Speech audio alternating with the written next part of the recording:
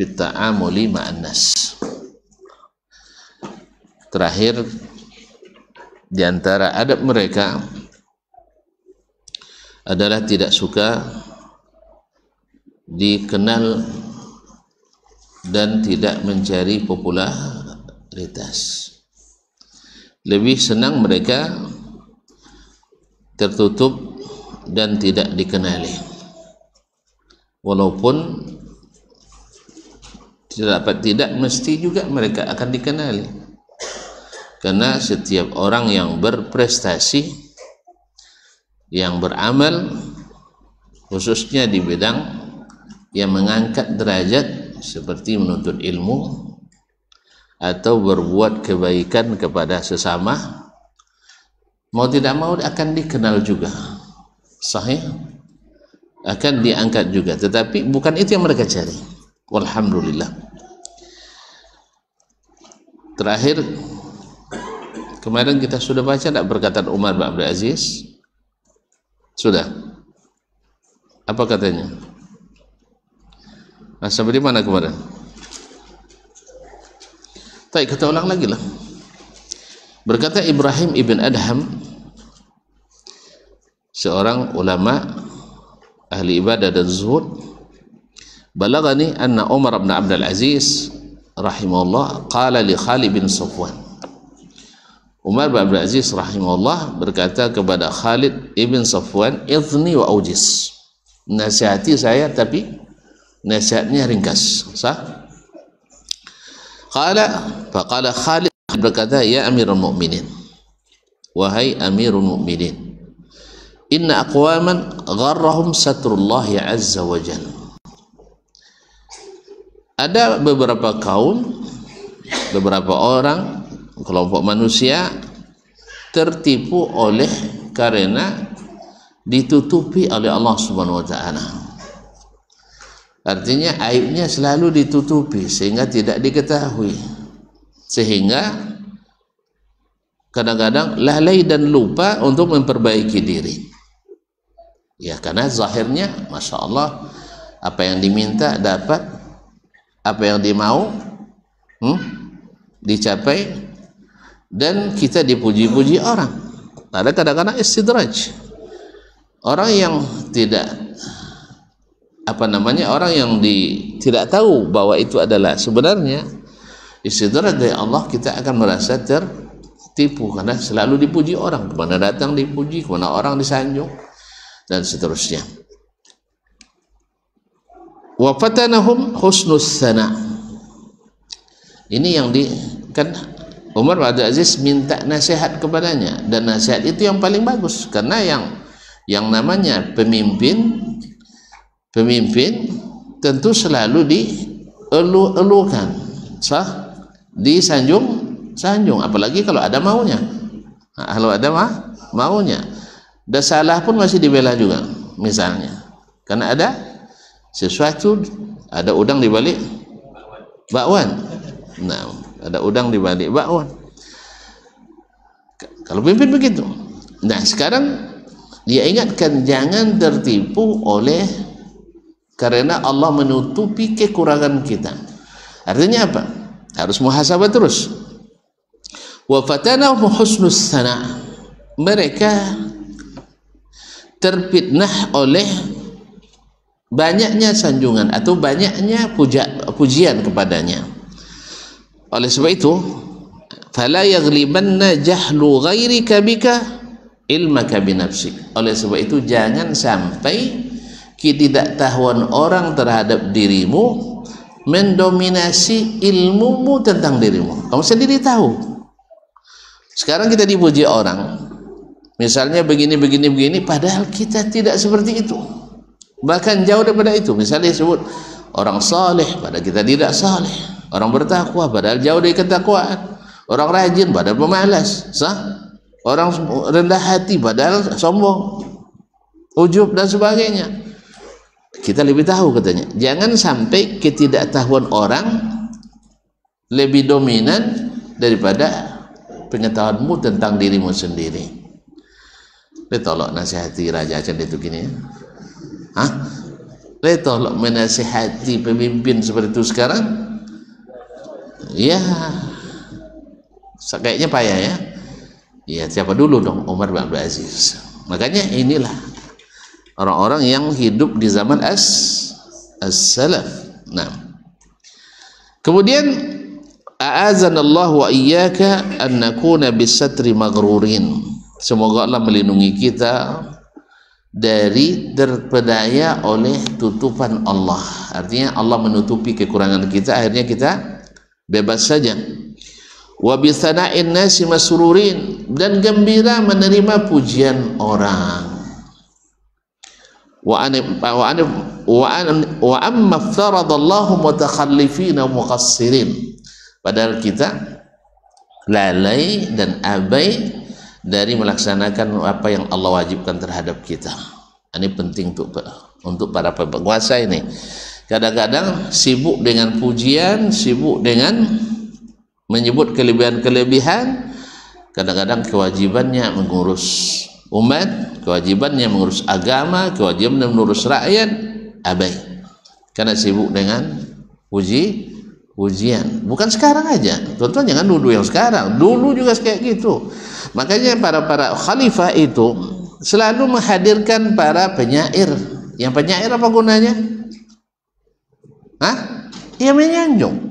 Budayawan apa gunanya? Memuji. Sastrawan untuk ngapain?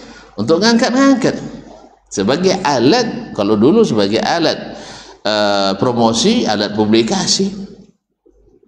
Makanya para raja, para khalifah dulu suka memberi hadiah kepada para penyair, karena bahasa mereka bahasa enak didengar. Kalau sekarang banyak hadiah beri pada penyanyi, nah, karena penyanyi memang enak penyanyi enak didengar. Bahasa selalu bahasa hiperbola, hanya engkau di hatiku, padahal di sana banyak yang lain. Engkaulah yang sebenarnya, padahal banyak salahnya. Itulah lagu, makanya lagu banyak dustanya. Maka orang pendusta disebut, orang yang suka berdusta disebut pelagu. Jangan caya warna sama curunya banyak, kalau gurunya banyak suka pandai belagu tuh ya. Makanya orang-orang yang dusta disebut belagu. Karena memang lagu selalu berlebihan. Nah ini yang diingatkan oleh Khalid bin Sufwan al-Asal kepada Imam Umar bin Abdul Aziz, karena beliau adalah khalifah yang sangat rentan untuk dipuji dan dipuja. Ya, jangan sampai ya kan dia minta nasihat. Dia minta nasihat. Kemudian wa ilal ahwa'i ma'ilin, padahal kita lebih cenderung mengikuti hawa nafsu. Baik. Qala Ibrahim bin Adham mengatakan, fabakah, mendengar itu Umar bin Abdul Aziz menangis. Kalau menangis masuk gaji. Kalau nangis berarti masuk gaji, masuk nasihat. Enggak, kalau enggak masuk gimana dia? Ambil cambuk. Ambil cambuk dicambukinnya, atau ambil pena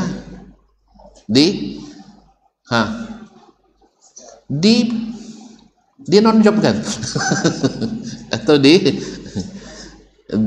dimutasi lumayan lah sih, ini dinonjobkan di meja kosongkan, atau lebih parah lagi dinonaktifkan atau diberhentikan dengan tidak hormat. Berani-berani menasihati saya kan? Tapi kalau nangis berarti kaji masuk. Makanya kalau mudah tersentuh dengan nasihat para ulama, harapan pemimpin itu adalah pemimpin yang baik. Tapi kalau murah terprovokasi oleh pembisik para ulama maka harapan dia akan buruk akibatnya. Makanya yang dibutuhkan adalah ulama-ulama seperti ini yang menasihati, bukan membisiki. Tahu beda pembisik dengan penasihat? Yang bisik-bisik biasanya rahasia kan? Kalau rahasia biasanya yang baik-baik, yang buruk-buruk. Makanya cari penasehat, jangan cari pembisik. Pembisik itu biasa memfitnah, membuat pembusukan. Kalau penasihat menyampaikan hal-hal yang sehat seperti ini, jelas. Jadi pada mengadukan lawan kepada pemimpin, lebih baik beri nasihat ke atas kekurangan para pemimpin itu. Kalau kita dekat dengannya, kesempatan untuk memperbaikinya dari dalam. Sebab kalau untuk menzalimi tidak perlu diajarkan. Untuk memprovokasi pemimpin tidak perlu didikte. Dia lebih pandai itu buat zalim daripada kita. Sah? Pemimpin lebih pandai buat zalim daripada kita. Betul? Tidak setuju nampaknya. Wih, pemimpin itu punya kuasa dan dia juga punya rasa. Ketika rasanya tidak sesuai, maka kuasanya pun menjadi alat untuk menzalimi. Maka jangan diajarkan menzalimi, justru ajarkan dia untuk introspeksi, muhasabah diri supaya adil. Supaya adil. Perlu diajar untuk zalim? Tidak perlu kan? Kalau untuk adil, perlu dorongan kuat. Oleh sebab itu kalau antum dekat-dekat dengan pejabat, maka berikan mereka nasihat, bukan bisik-bisik yang menyebabkan dia busuk. Jelas? Lain mana ni?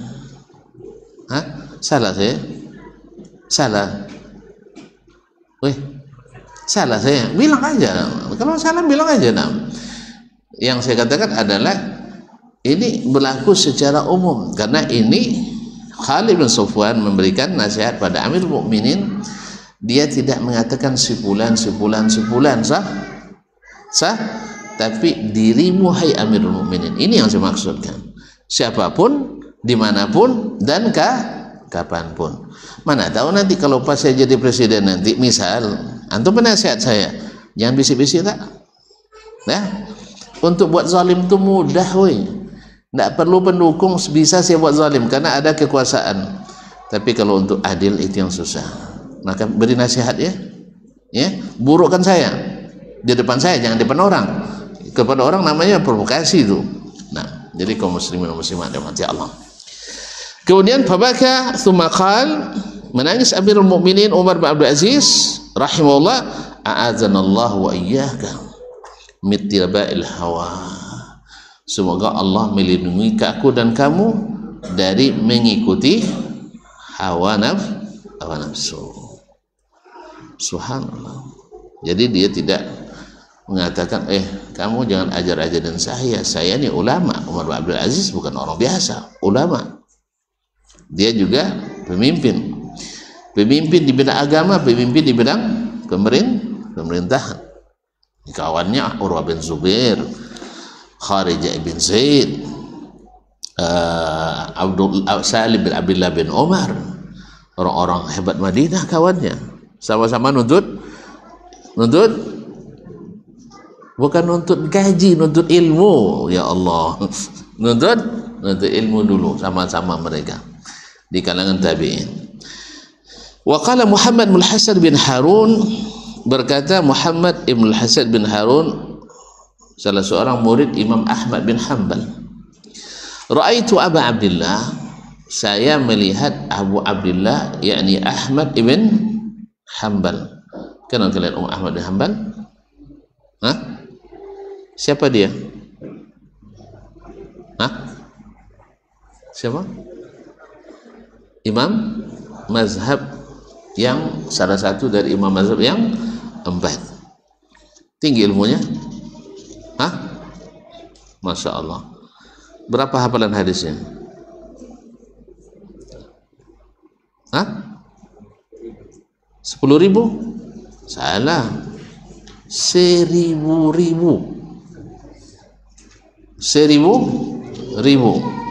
Tahu 1.000?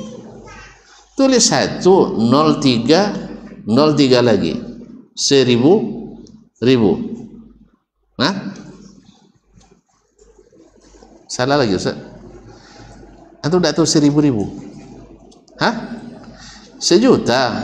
Tidak ada dalam bahasa diriwayatkannya 1.000, alf 1.000. Mana banyak 1.000 dapat sejuta?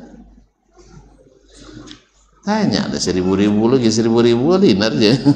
Nah, Allah musta'an. Jadi hafalannya sejuta hadis. Ada yang bisa menandingi? Tunjuk tangan. Nah, siapa yang hafal yang sudah 1000 ribu? 1000? Tidak juga? Masya Allah. Cobalah. Nanti kalau sudah sampai, saya kasih hadiah. Hafal 1000 ribu hadis. Nah, karena ra'aitu Abu Abdullah Ahmad ibn Hanbal iza masya fi tariq yaqrahu ayatba'ahu ahad. Beliau kalau buat majelis hadis seperti yang diceritakan oleh para muridnya, yaitu sampai 35.000 orang di majelisnya. Yang menuntut ilmu itu adanya sekitar 5.000 orang, selebihnya adalah belajar dari adabnya, belajar dari nasihatnya. Coba bayangkan, sebanyak itu orang yang belajar dengannya, tentu panas orang-orang ahli bid'ah, kan dia ahlu sunnah. Akhirnya diadu-adukan dia ke pemimpin. Jadi kalau ada ahli bid'ah kepanasan nengok sunnah, biasa itu, biasanya mereka mengadukan kepada para penguasa. Nasallallahu alaihi wasallam. Jadi Imam Ahmad sebanyak itu muridnya tidak senang diikuti oleh orang ketika berjalan, tidak suka diiring bersama. Tahu tak? Jadi dia ingin jalan sendiri, tidak mau diiring-iringi beramai-ramai. Sebab kalau udah diiring beramai-ramai, berarti dia orang yang dihormati. Kalau orang dihormati, tentu masuk ujub dalam hati. Sah? Tengok semua kalian, murid saya sebanyak ini, sah? Orang menghormati saya sebanyak ini. Maka beliau tidak ingin ketika berjalan diiring-iringi oleh orang ramai. Kalau kita kira-kira senang tidak kalau diiringi ramai-ramai? Hah? Senang sekali saya. Ya, pulang dari di haji, disambut dengan celempong, Masya Allah, diiring beramai-ramai. Dia senang orang dihormati. Tapi Imam Ahmad tidak. Apa sebab? Karena itu rentan sekali, peluang sekali, potensi sekali masuknya ujub dalam hati.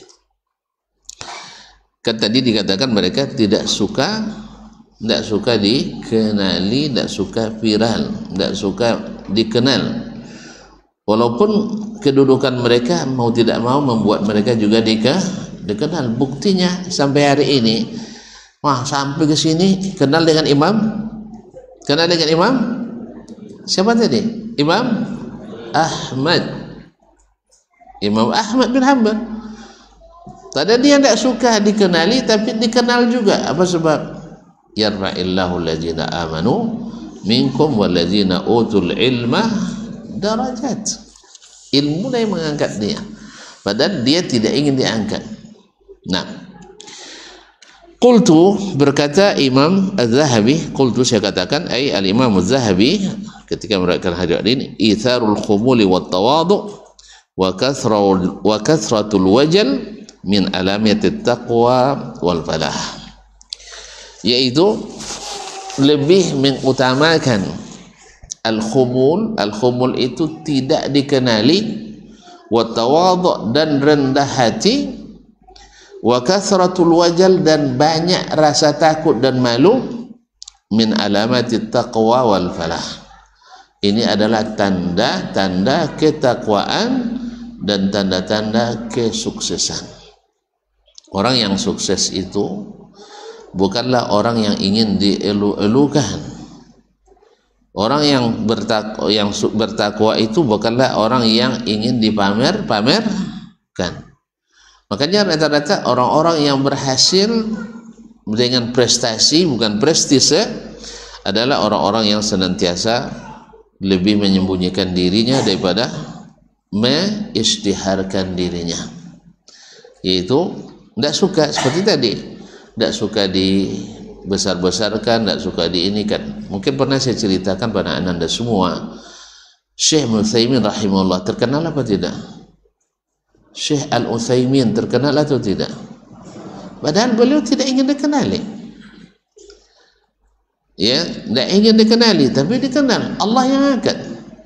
Kalau selesai kajian Asyur Awakhir misalnya di Masjidil Haram di bulan Ramadan, beliau pulang ke penginapannya jalan sendiri, tidak mau diikuti oleh muridnya, sehingga dia berbaur dengan masyarakat umum.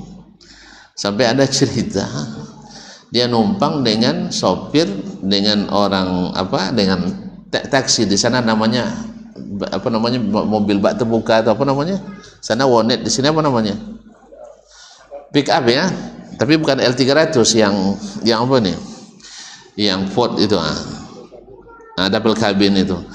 Jadi numpang, orang tuh biasa nambang, biasanya itu narik mereka mobil bus itu di sana namanya Wonet, biasa mereka nambang. Akhirnya naik dari Masjidil Haram ke Aziziyah, ke tempat penginapannya, nak pergi sahur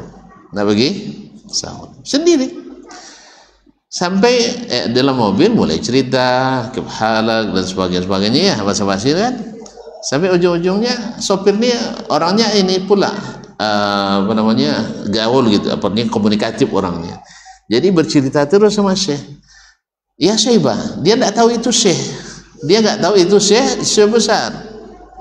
Dia tahu hanya orang tua biasa. Karena Syekh pakaiannya juga pakaian tidak ada yang istimewa dari penampilannya. Lalu Syekh dari mana? Ya Syaibah. Dia bilang Syaibah. Kalau bilang Syaibah itu orang tua gitulah lebih kurang kan. Orang tua dari mana? Dia bilang saya dari Qasim katanya. Qasim? Masmuk? Siapa namamu? Saya dibilang Ibnu Utsaimin. Saya Ibnu Utsaimin. Anta Ibnu Utsaimin, seperti nada tidak percaya sopir itu. Anta Ibnu Utsaimin, ana bin Baz katanya. Artinya kalau kamu Ibnu Utsaimin berarti saya bin Baz, artinya kamu murid saya, itu lebih kurang kan? Artinya saya lebih tinggi dari kamu. Dikiranya Syekh ngaku-ngaku gitu. Lalu Syekh tidak marah dia, karena orang yang tawadhu tidak marah. Anta bin Baz katanya. Anta bin Baz. Naam, anta Ibnu Utsaimin, ana bin Baz. Ya Syekh, bin Baz kafif.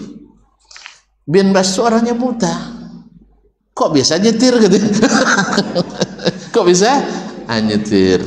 Akhirnya begitulah, mencair aja sih dengan orang biasa. Ketika sampai di tempat yang dituju, Syekh pun turun di situ. Ternyata banyak murid-muridnya yang mencium jidatnya. Kalau di sana kalau dicium keningnya berarti orang besar, ulama, orang tua, tokoh dan sebagainya. Terkejutlah orang sopir taksi tadi. Dia menghilang penasaran, nanya sama orang situ, min hadza? Dia bilang Ibnu Utsaimin. Astagfirullah katanya. Ternyata benar-benar Al-Utsaimin. Begitulah beliau, tawadhu. Jadi kaum muslimin muslimah, beliau imam besarnya. Kalau ibaratnya kalau kita di di Riau ini mungkin imam besarnya masjid provinsi An-Nur ya, misalnya imam besarnya. Ya, besar dengan segalanya, sebagai ilmunya dan ketokohannya, semuanya dia memang besar. Kalau kita kan besarkan SK kadang kan beda. Kalau ini memang besar dengan prestasi, bukan prestise. Paham? Bukan karena kedekatan dengan pemerintah, tapi memang dengan keilmuan yang luar biasa. Karena yang akan hadir di masjid itu ulama semua, bukan orang awam. Jadi suatu berjalan ke masjid itu untuk mengimami orang sholat, padahal dia adalah ulama paling besarnya di situ, di provinsi itu. Berjalan juga sendiri malam-malam atau menjelang subuh itu sendiri juga ke masjid. Bertemu dengan seorang pemuda sedang duduk tepi jalan tuh, remaja-remaja tanggung tuh kan. Melihat Syekh datang, waktu itu masih bawa obor, belum ada listrik seperti sekarang, masih pakai obor. Dia bilang, Syaibah, lagi syaibah. Kalau pakai panggilan syaibah itu artinya bukan penghormatan, Mbak. Panggilan orang tua biasa, ya orang tua gitulah lebih kurang. Tua bangka lebih kurang gitu. Kalau yang menghormati pasti panggilannya ya Syekh gitu ya, atau ya Syekh. Tapi kalau dia panggil syaibah, ini panggilan sangat awam sekali. Syaibah, wani buah, mau kemana? Dia bilang mau ke masjid. Dia bilang hatin nar, beri saya api. Istibah, saya mau merokok. Masya Allah, anak muda minta hidupkan api rokok ke syekh yang mengharamkan rokok. Bayangkan, gimana kira-kira sikap syekh? Kalau kalian jadi syekh, gimana sikap kalian? Tafadhal, Andi bisa jadi syekh. Betul, syekh beri. Orang minta dikasih. Cuman syekh ada sesuatu yang lebih besar yang dia inginkan. Karena mudarat beri asap, beri api ini lebih kecil daripada manfaat yang akan dia dapat setelahnya. Karena waktu itu tidak mungkin haram tidak mungkin syekh. Orang beri kebaikan dulu. Kan dia minta kebaikan kan menurut dia. Dia belum tahu. Kalau disebut oleh syekh, ya syekh haram, dia tidak akan berhenti merokok. Kemudian syekh ngajak dia ke masjid, tidak bakal diikuti. Paham? Jadi dakwah itu kadang tidak monoton. Ada kalanya kita harus mundur selangkah untuk maju berlangkah-langkah. Lalu dikasih rokok. Lalu syekh bercanda, "Wen baita, di mana rumahmu?" Dibilang di situ. "Tayyib esra'yak, bagaimana menurutmu? Al-an qarabal fajr, dah hampir salat subuh. Bagaimana kalau kita ke masjid sekarang?" Karena syekh sudah berbuat kebaikan kepadanya, maka dia mau nerima. Ayolah syekh, ini ikut dengan syekh ke masjid sambil itulah sabarnya dai itu. Sabarnya. Mana yang lebih besar? Meninggalkan sholat berjamaah atau merokok? Hah? Kalau syekh tidak kasih api tadi, mungkin dia tidak ke masjid, meninggalkan sholat berjamaah. Sah? Maka saya melihat meninggalkan sholat berjamaah lebih besar daripada dosa. Meninggalkan sholat berjamaah lebih besar daripada dosa merokok. Akhirnya dibawa ikut ke masjid. Dan syekh insya Allah tahu kalau dia sudah lihat kenyataan di masjid nanti. Karena tidak mungkin dia berani minta api sama syekh kalau dia kenal syekh. Paham tak? Kalau sempat kenal dengan syekh, nah misalnya kalian perokoknya, lalu kenal dengan Ustaz Dasman, tiba-tiba Ustaz Dasman bawa suluh, "Ustaz minta api, mau kan gitu?" Berani? Berani? Tidak berani. Anak muda itu memang tidak kenal. Tapi nama Utsaimin siapa yang tidak pernah dengar? Jelas? Preman-preman besar pun tahu dia nama Syekh Ibnu Utsaimin. Tapi yang mana orangnya kan yang serajin belajar di masjid. Paham tak? Maka dia berani minta api kepada Syekh. Kalau dia tahu itu Syekh Utsaimin, mau dia berani minta? Tidak, dia tahu Syekh mengharamkan itu. Nah, justru kesempatan itu karena dia belum tahu, sekarang harus dikenalkan. Apa yang harus dikenalkan? Satu, Syekh tidak sombong, Syekh tidak menakutkan. Karena banyak orang memang mengatakan, "Woi, keras itu orangnya." Kan banyak kita difitnah sebagai dai yang tak bisa menerima pendapat siapapun, yang kalau berbeda pendapat nak menghancurkan. Nanti kalau berkuasa akan membantai. Kan banyak gitu fitnah-fitnah orang-orang yang tidak bertanggung jawab. Nah sekarang saya buktikan, walaupun di mata Syekh rokok haram, tapi orang ini kan belum tahu. Maka dia melihat, mendakwahi dia, membawa dia ke masjid, menunaikan sholat berjamaah, dan mana tahu nanti juga bertobat dari rokok, itu lebih besar maslahatnya dibanding dosa menghidupkan api rokoknya. Jelas? Jelas sebab itu kalau nampak nanti apa namanya dalam berdakwah itu ada hal-hal yang seorang dai berijtihad. Sampai di masjid macam tadi juga orang pada menyambut saya, mencium jidat saya, tentu dia boleh bertanya-tanya lagi. Bilang Syekh Utsaimin, astagfirullah, kayak gitu lagi, nyesal dia. Akhirnya kabarnya alhamdulillah sejak itu dia menjadi seorang yang istiqamah. Biasanya tidak pernah tidur malam, tidurnya baru siang, tidak sehat. Biasanya kalau tidak jarang ke masjid, sekarang sudah selalu ke masjid dan menjadi salah satu murid dekat Syekh rahimahullah. Hanya karena gara-gara menghidupkan api rokok. Makanya itu ya, artinya kadang-kadang sikap itu, sikap yang baik itu, akhlak dan adab yang baik itu bisa membuat sesuatu yang tak dibuat oleh biaya yang banyak sekali dalam dakwah. Bisa enggak? Tapi jangan pergi pula nanti ke kafe ada yang mau api rokok ya, jangan. Kan situasinya beda. Nah, situasinya beda. Ma'asyiral kiram dirahmati Allah SWT. Alhamdulillah. Tapi intinya Syekh tadi kalau sempat dia berjalan beramai-ramai, dikawal apalagi sah, mungkin dia melakukan yang seperti itu? Mungkin enggak, langsung dikenal orang, sehingga kiat-kiat dakwah seperti itu kadang-kadang tidak bisa dilakukan. Makanya ada baiknya beliau lebih senang tidak dikenali. Bahkan di dalam Masjidil Haram, seperti yang diceritakan oleh muridnya rahimahullah, di belakang imam itu kan khususnya di sholat tarawih memang sengaja disiapkan tempat, dicharterkan tempat untuk siapa? Imam-imam yang tak bertugas, kemudian ulama-ulama besarnya.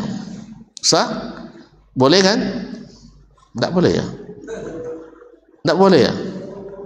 Mereka kalau bukan karena bertugas ngajar duluan sampai di situ, cuman karena tugasnya astagfirullahaladzim. Saya sekarang ngajar misalnya di sini nih, nanti azan, habis itu ya saya wudhu, sah? Habis itu nanti ditunggu saya disiapkan tempat belakang imam, tak boleh ya? Patut ditinggal tadi rupanya. Tak boleh rupanya, patut tinggal. Awak pergi belakang tadi pakai kuliah yola kafirun kan?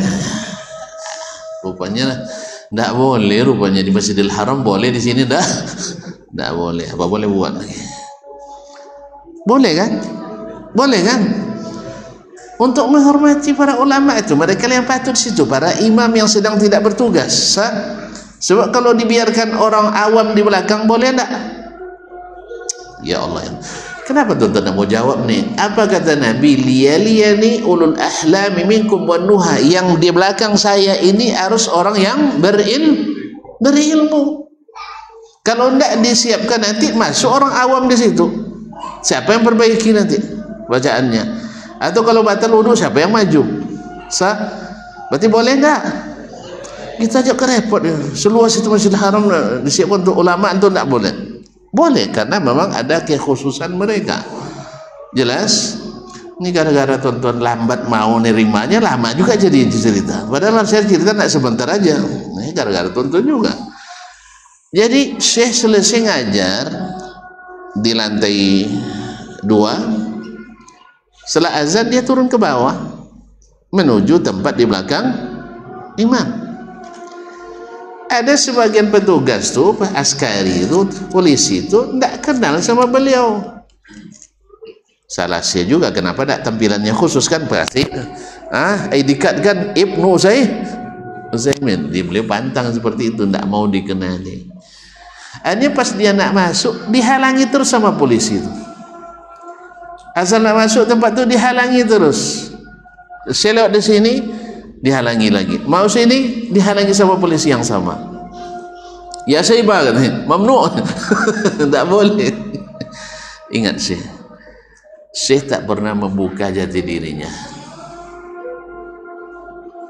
Artinya kalau sempat juga tak bisa masuk, beliau tak akan bilang, tahu nak kamu saya ini enggak.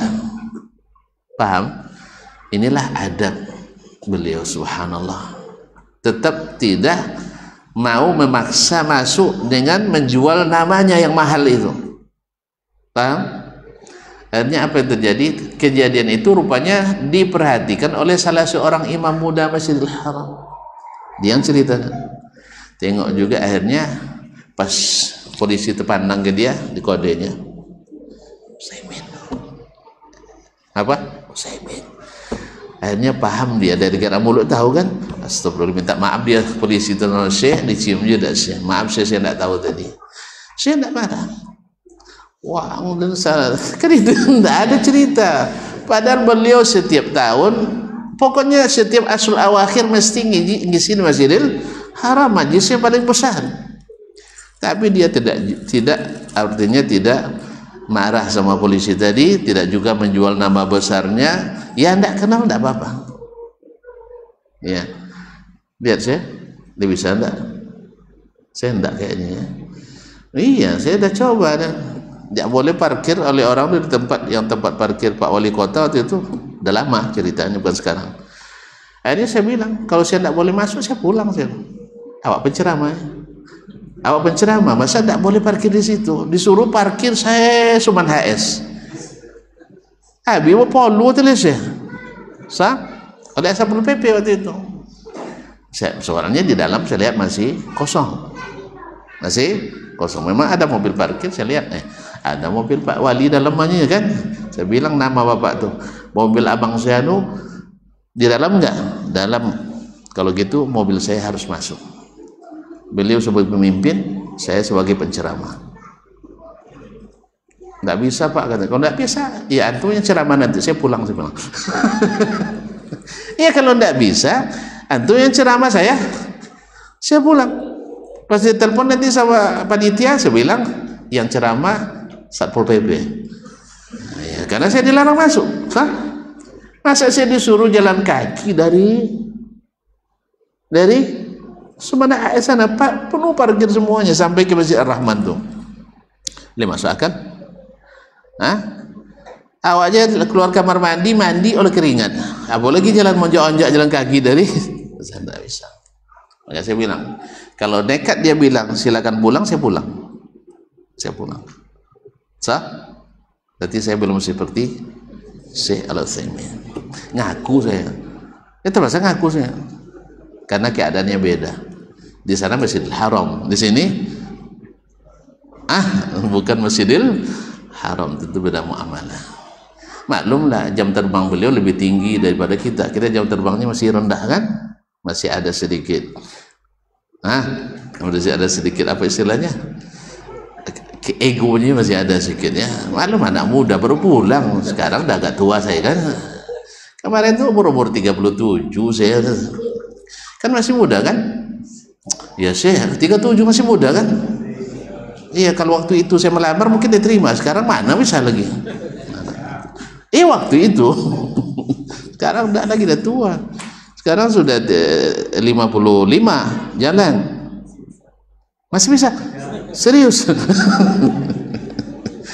Jadi memang harus kita hormat bahwa beliau lebih dari kita dalam segala hal.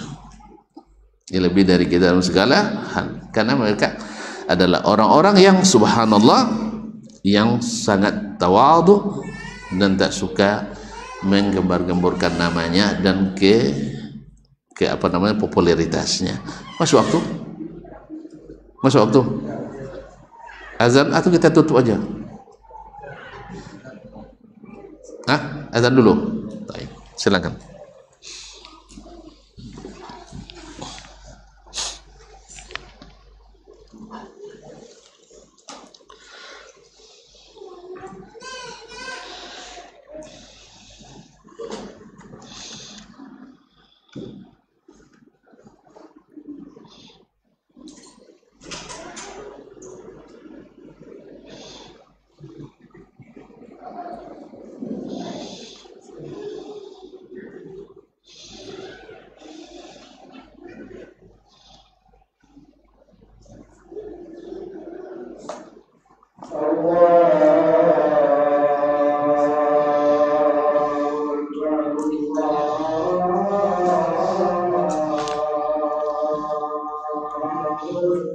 Allah Allah.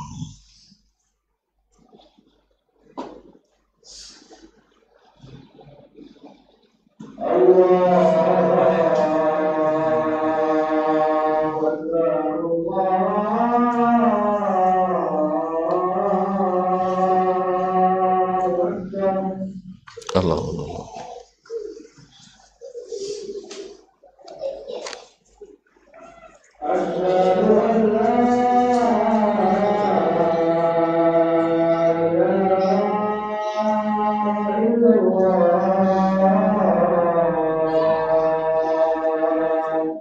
Syadallah.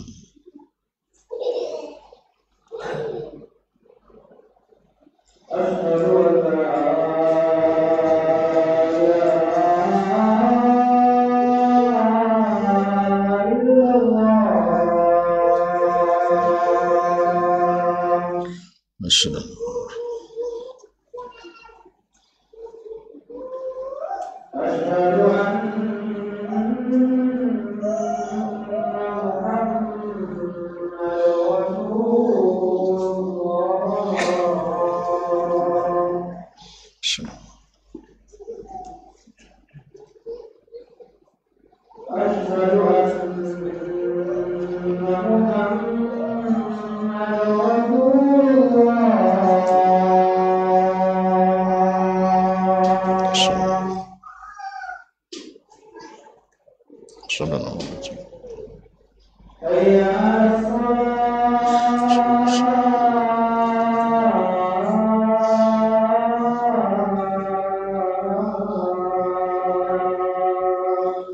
La hawla wa la quwwata illa billah.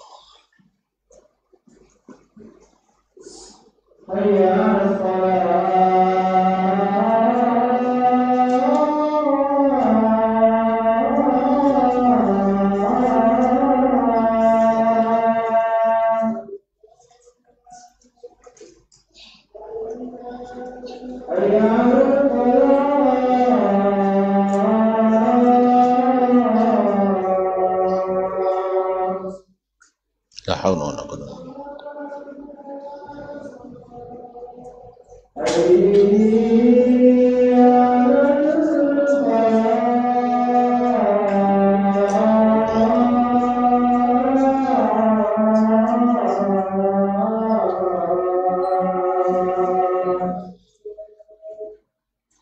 La hawla wa la quwwata illa billah.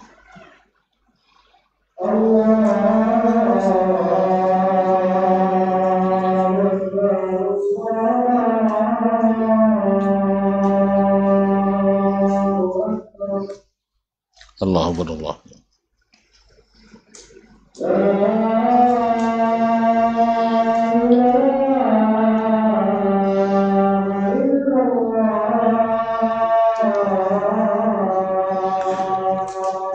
Wa nashhadu an la ilaha illallah. Allahumma shalli ala Muhammad.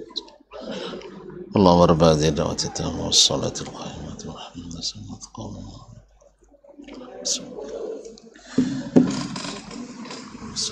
Baik, ma'asyiral muslimin wal muslimat dirahmati Allah Subhanahu wa taala. Kemudian Syekh menyebutkan wa an Ahmad ibn Abil Hawari, seperti yang dikatakan oleh Az-Zahabi juga dalam Syiar A'lamin Nubala, kuntu asma'u waqi'an yabtadi'u qabla yuhadditha fa yaqul. Saya sering mendengar Waqi'. Ada yang kenal Waqi'? Enggak ya? Siapa? Guru Imam Asy-Syafi'i. Ahsan, barakallahu fiik. Guru Imam Asy-Syafi'i, Waqi' bin Al-Jarrah Ar-Ru'asi, selalu memulai sebelum menyampaikan hadis mengatakan ma hunalika alla afu wa la na'isu illa fi sitrih walau kushifa al-ghita la kushifa an amrin azim. Yang ada tidak lain adalah afuhu, yaitu maafnya Allah Subhanahu wa taala, ampunannya. Wala na'isu illa fi sitri, kita tidak mungkin hidup kecuali karena ditutupinya. Lau kushifal ghita, andainya tutup kita dibuka, la kushifa an amrin azim, pasti akan terlihat keburukan yang besar. Artinya ini babnya dari bab tawadhu'nya beliau. Sadar bahwa sesungguhnya belum bisa sempurna menjadi orang baik, padahal dia adalah orang yang menjadi rujukan para ulama sekelas Asy-Syafi'i, yang menjadi rujukan ulama sekelas Imam Ahmad bin Hanbal, yang juga sejawat Abdurrahman ibn Mahdi. Ulama-ulama bukan biasa, tapi masih mengatakan andainya dibukakan tutup kita oleh Allah, dia malu kita. Andainya dosa-dosa kita itu ada baunya, seperti kata sebagian ulama, tidak ada yang mau duduk dekat dengan kita kecuali yang lebih bau lagi dari kita. Dan kayaknya banyak dosa semua kita. Makanya alhamdulillah Allah menutupi. Oleh sebab itu tidak ada yang bisa membuat kita berbangga diri, apalagi meninggikan hati. Inilah mereka as-salaf. Beliau ini wafat 178. Abad keberapa itu? 178. Hah? Abad keberapa? Abad tahu? Abad itu apa? Berapa tahun abad? Seabad? 100 tahun. Nah, berarti kalau tahun abad pertama tahun berapa? Hah? Tahun 1 sampai 100. Abad kedua 100 sampai 200. Berarti 178 abad keberapa? Abad kedua. Berarti abad kedua berarti generasi as-salafus salih. Nah, ya, karena memang beliau saleh. Jadi tidak ada kehidupan ini kalau bukan karena maaf Allah. Dan tidak nyaman kita kecuali karena ditutupi oleh Allah. Andainya dibuka, gawat. Andainya dibuka tutupnya, gawat. Kalau beliau bilang gawat, bagaimana dengan kita? Nasallallahu as-satr. Semoga Allah menutupi kita. Waqala waja'a rajulun ila Bishr bin al-Harith al-mashhur bil Hafi rahimahullah faqabbalahu. Waja'ala yaqul ya sayyidi Aba Nasr. Datang seseorang menemui Bishr ibn Harith yang dikenal dengan Bishr al-Hafi. Ada yang kenal? Dia terkenal sekali. Seorang zuhud di masa Imam Ahmad bin Hanbal. Seorang ulama yang dikenal dengan zuhudnya, dengan ilmunya juga. Datang kepadanya seseorang, lalu diciuminya. Tentu kalau dicium keningnya atau pipinya, karena dia sangat menghormati syekh ini. Lalu dia katakan, ya sayyidi Aba Nasr, wahai tuan Abu Nasr. Artinya panggilan hormatan. Falamma zahab, setelah orang itu pergi, qala Bishrun li ashabihi. Bishr al-Hafi berkata kepada para muridnya. Ini ibaratnya guru kalian di sini, tiba-tiba datang orang menyangka karena dia orang baik lalu dicium keningnya atau dicium tangannya misalnya, dihormatinya, lalu dia pergi, lalu memanggil, wahai tuan syekh fulan, ustadz, kiai, haji, buya, dengan sebutan-sebutan ini. Aba Nasr, ya sayyidi Aba Nasr. Falamma dhahab, setelah orang itu pergi, qala Bishr li ashabihi. Bishr ibn al-Haris berkata kepada murid-muridnya, rajulun ahabba rajulan ala khairin tawahamahu. Seseorang mencintai orang lain, ya seseorang mencintai saudaranya karena kebaikan yang menurutnya, artinya dia kira dia orang baik. Maksudnya orang tadi mengira saya orang baik. Ini bahasa apa nih? Bahasa tawadhu'nya dia.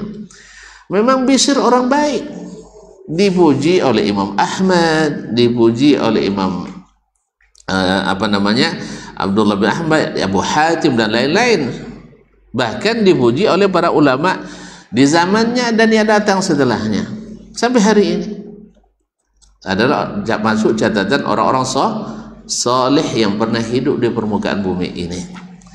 Tapi dia merendah diri. Seseorang mencintai seseorang karena menyangka ada kebaikan padanya, ya, sebagai bahasa tawadhu'nya. Wala'allal muhibba qad najah, jangan-jangan yang mencintai, yakni orang tadi, sudah lulus dan selamat. Wal mahbub la yudra ma haluhu, sedangkan yang dicintai, saya ini tidak tentu apa keadaannya. Artinya dia mencintai saya karena dia baik, sehingga dikira saya orang baik. Mungkin dia lolos, saya belum tentu. Begitulah tawadhu'nya orang-orang baik itu. Kemudian kaum muslimin dan muslimat dirahmati Allah Subhanahu wa taala, masih banyak kisah-kisah yang disebutkan oleh Syekh di sini tentang bagaimana tawadhu'nya orang-orang tersebut. Misalnya dikatakan kepada Alqamah ibn Qais An-Nakhai, murid terkenal Abdullah bin Mas'ud, murid terkenal ibunda Ummul Mukminin Aisyah radhiyallahu anha, ya, gurunya Afqahun Nisa, Aisyah ada Afqahun Nisa. Jadi ketika dikatakan kepadanya, ala takhruj fatuhaddisun nas, Syekh, ayo keluar sampaikan hadis Nabi kepada orang-orang ini. Qala akhruj yattabi'una aqibi, nanti kalau saya keluar saya diiringi oleh mereka di belakang karena memuliakan saya. Taib wa yaquluna hadza Alqamah, akhirnya orang bertanya, ini Imam Alqamah, ini Alqamah. Jadi dia bilang, saya tidak mau yang seperti itu, tidak mau diiring-iringi, tidak mau dimulia-muliakan seperti itu. Diriwayatkan pula dari Al Hasan Al Basri. Tonton tahu Al Hasan Al Basri? Tahu kan? Sampai namanya banyak di sini. Bernama Hasan Basri. Rata-rata Hasan Basri di Indonesia kaya-kaya, ya. Iya. Kayaknya ya. Yang saya kenal Hasan Basri di Indonesia ini rata-rata kaya. Betul? Kenapa tidak Hasan Basri nama dulu, ya? Nah, ala kulli hal, begitulah takdir. Hasan Basri adalah imam tabi'in di masanya di Basrah. Dia imam dan khatib Masjid Basrah. Orang baik. Semua orang sampai hari ini diakui sebagai orang saleh. Bahkan salah satu yang masuk nominasi tabi'in terbaik. Misalnya sahabat terbaik Abu Bakar, kan? Setelah itu Umar, setelah Utsman, setelah itu Ali. Nah, ketika ulama membahas tentang siapa tabi'in terbaik, di antara mereka ada yang mencalonkan Hasan Al-Basri. Ada yang mengatakan Sa'id ibnul Musayyib. Ada yang mengatakan Muhammad ibn Sirin. Ada yang mengatakan Ibrahim ibn Yazid An-Nakhai. Ada yang mengatakan Al-Sya'bi dan lain-lain. Tapi yang kebanyakan ulama mengatakan adalah Sa'id bin Musayyib, karena padanya ilmu paling tinggi dan juga dari sisi kezuhudan juga tidak kalah dengan yang lain. Tapi beda-beda tipis di antara mereka. Hasan Al-Basri ijma' ulama adalah orang baik.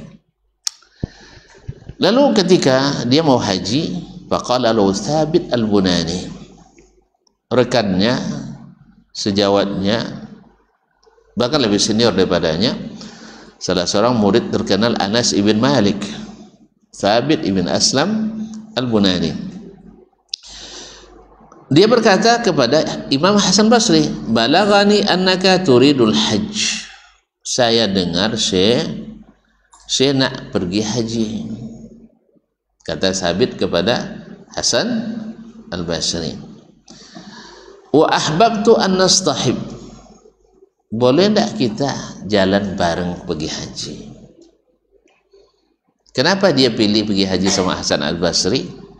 Pasti karena ingin mendapatkan kebaikan-kebaikan selama bersama dengannya, dari akhlaknya, dari ilmunya. Orang biasanya kalau berjalan tuh ingin orang-orang yang baik, orang-orang yang bermanfaat, orang-orang yang membuat kita diterima amalnya. Sahih? Atau ingin berkah ya? Ingin ngalap berkah juga? Ya berkah doanya, berkah ilmunya, berkah kesalehannya. Boleh kan? Syekh? Boleh kan? Atau semua tidak boleh aja, gimana nih? Yang tidak boleh itu ngusap-ngusap badannya, keringatnya, itu hanya khusus Nabi alaihissalam ala sahih. Walau khilaf dalam masalah ini, tapi yang sahih wallahu alam, yang mengambil berkah dari bekas-bekas tubuh dan pakaian serta apapun yang berkaitan dengan seseorang hanya khusus Nabi sallallahu alaihi wasallam.